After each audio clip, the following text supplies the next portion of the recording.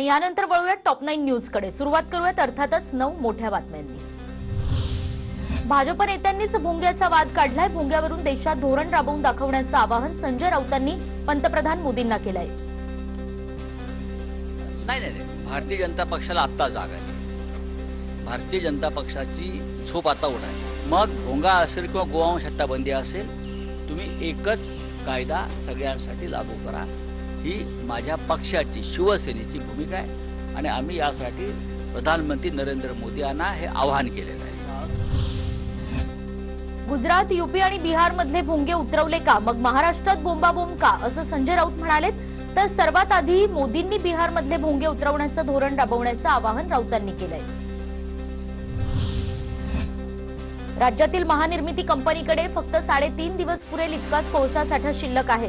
तर दुसरीकडे केंद्राच्या कोल इंडियाकडून राज्यांना दिल्या जाणाऱ्या कोळशाच्या पुरवठ्यात 14.2% वाढ झाल्याचा दावा केला जातोय।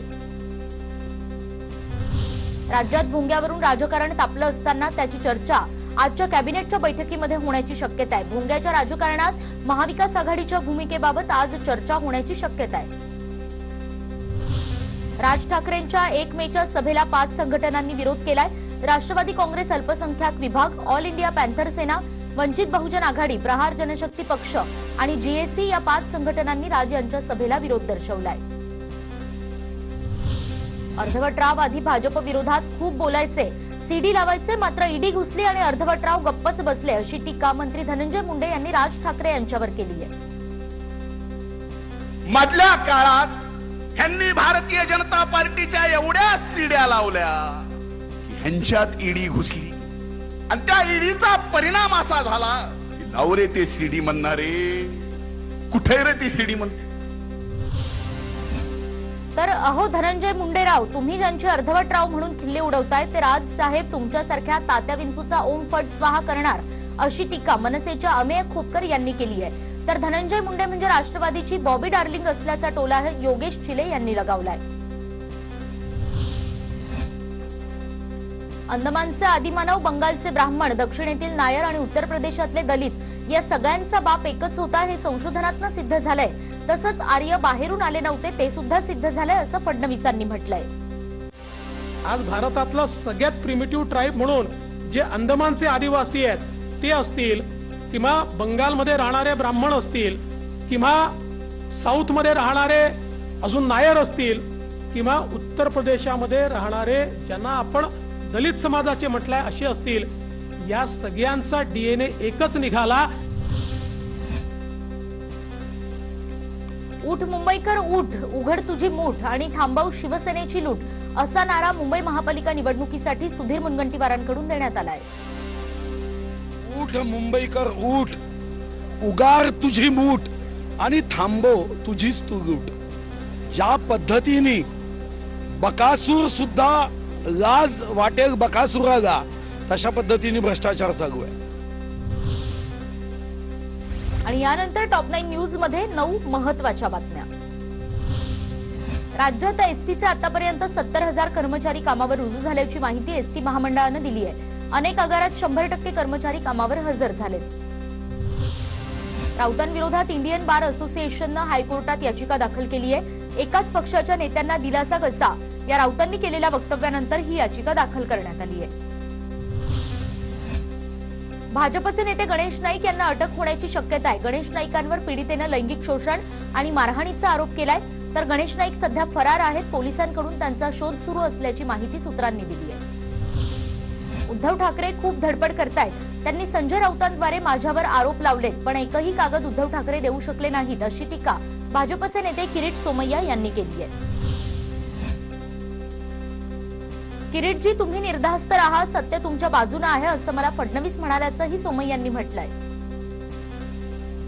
कारण की न्यायालयाला पण विश्वास आहे, म्हणून त्यांनी सांगितलं पोलिसांना चौकशी करायचं, 4 दिवस करा, सलग करा, रोज 11 ते 2 करा। मला देवेंद्र फडणवीस म्हणाले, किरीटजी निर्धास्त राहा, सत्य तुमच्या बाजूने आहे, जेवढे तास चौकशी करायची असेल करू द्या। उद्धव ठाकरे यांनी माझ्यावर 1 डझनभर आरोप लावले। उद्धव ठाकरे कशा प्रकारे माफियागिरी करतात हे आता लोकांना कळेल, असं किरीट सोमय्या म्हणाले। 100 कोटी 15 कोटी 433 पीएपी 1 डझन आरोप उद्धव ठाकरेंनी लावले. 57 कोटीवाला तर हायकोर्टाने सांगितल्यानंतर मी काय बोलायची गरजच नाही. म्हणून उद्धव ठाकरे हे कथा प्रकाराने माफियागिरी करतात हे आता लोकांना कळेल. विक्रांत घोटाळा प्रकरणी किरीट सोमय्यांची सलग तिसऱ्या दिवशी पुन्हा चौकशी होणार आहे. मुंबईतल्या आर्थिक गुन्हे शाखेच्या कार्यालयात सोमय्यांची चौकशी होणार आहे. आणि यानंतर देश विदेशासह राज्यभरात नेमक्या काय राजकीय घडामोडी घडतायत ते जाणून घेऊयात या टॉप 9 मध्ये. महाविकास आघाडी सरकार बनवत असताना समाजविघातक घटक सांगून फोन टॅपिंग केल्याचा आरोप संजय राऊतांनी केलाय. तसंच केंद्र सरकार मात्र अशा लोकांना संरक्षण देत असल्याचं म्हणत राऊतांनी भाजपवर निशाणा साधलाय. महाराष्ट्रात महाविकास आघाडीचं सरकार आल्यापासून दंगलीच्या घटनांमध्ये वाढ झाली आहे. फडणवीसांच्या काळात एकही दंगल झाली नाही असं वक्तव्य आमदार रवी राणा यांनी केलंय.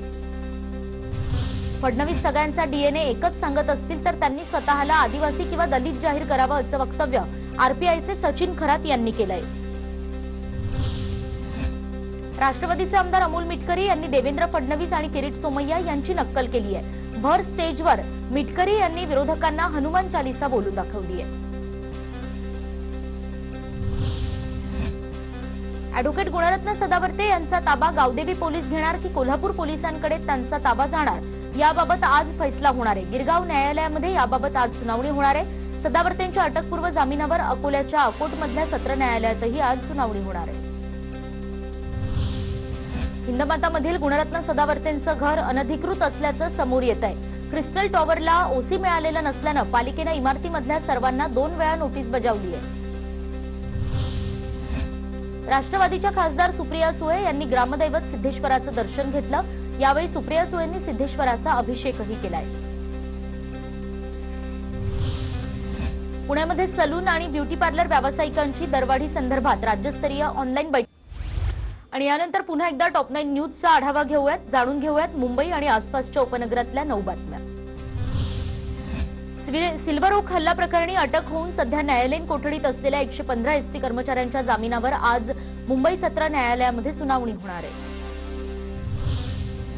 मुंबईच्या परेल एसटी डेपोतून 95% गाड्या धावायला सुरुवात झाली आहे. त्यामुळे आगारातल्या प्रवाशांना सूचना देण्यासाठी भोंगे सुद्धा सुरू करण्यात आले. तर एसटी कर्मचारी कामावर आल्यानं लालपरी प्रवाशांना दिलासा मिळालाय. डोंबिवली आणि कल्याण पूर्वच्या काही भागात सकाळी 10 ते दुपारी 4 पर्यंत वीज पुरवठा खंडित राहणार आहे. महावितरणकडून वीज वितरण यंत्रणेच्या नियोजित देखभाल दुरुस्तीसाठी हा वीज पुरवठा बंद ठेवण्यात येणार आहे. मुंबई विमानतळाभोवती असलेली MIALची जागा MIALनं एअर इंडियाला रिकामी करण्यास सांगितलंय. यामध्ये एअरलाईन कर्मचाऱ्यांच्या 4 वसाहतींचा समावेश आहे, ज्या ठिकाणी जवळपास 1600 कुटुंब राहतात. मुंबईतील म्हाडाच्या 388 इमारतींच्या पुनर्विकासासाठी राज्य सरकार आणि म्हाडाकडून पुढाकार घेण्यात आलाय. यासाठी नवीन नियमावलीमध्ये विशेष तरतूद करण्यात आली आहे. मात्र याबाबत अंतिम अधिसूचना राज्य शासनानं जारी केलेली नाहीये. फी न भरल्यानं डोंबिवलीतल्या एका विद्यार्थ्याला एकटंच एका खोलीमध्ये 3 तास बसवण्यात आल्याचा धक्कादायक प्रकार समोर आलाय. दरम्यान मानसिक स्थिती ढासळल्यानं या विद्यार्थ्याला चक्कर आली आणि त्यानंतर त्याला रुग्णालयामध्ये दाखल करण्यात आलं. भारतीय आणि परदेशी विद्यापीठांना मिळून एकत्रित पदवी देण्यास विद्यापीठ अनुदान आयोगानं कालच्या बैठकीमध्ये परवानगी दिली आहे. त्यामुळे आता आंतरराष्ट्रीय क्रमवारीत पहिल्या हजारांमध्ये स्थान मिळवलेल्या विद्यापीठांना परदेशी विद्यापीठांसोबत एकत्रितरित्या अभ्यास सुरू करता येणार आहे. ठाणे महापालिका क्षेत्रातील नालेसफाईची निविदा प्रक्रिया पूर्ण करत येत्या 2 ते 3 दिवसात नालेसफाईची कामं सुरू करण्यात येणार आहेत. या सगळ्या नालेसफाईची योजना पालिकेच्या घनकचरा विभागानं केली आहे. मुंबईच्या आग्रीपाडा परिसरात मध्यरात्री एका घराला आग लागली. सुदैवाने या आगीत कोणतीही जीवितहानी झाली नाहीये. अग्निशमन दलाच्या जवानांनी आगीवर नियंत्रण मिळवलंय.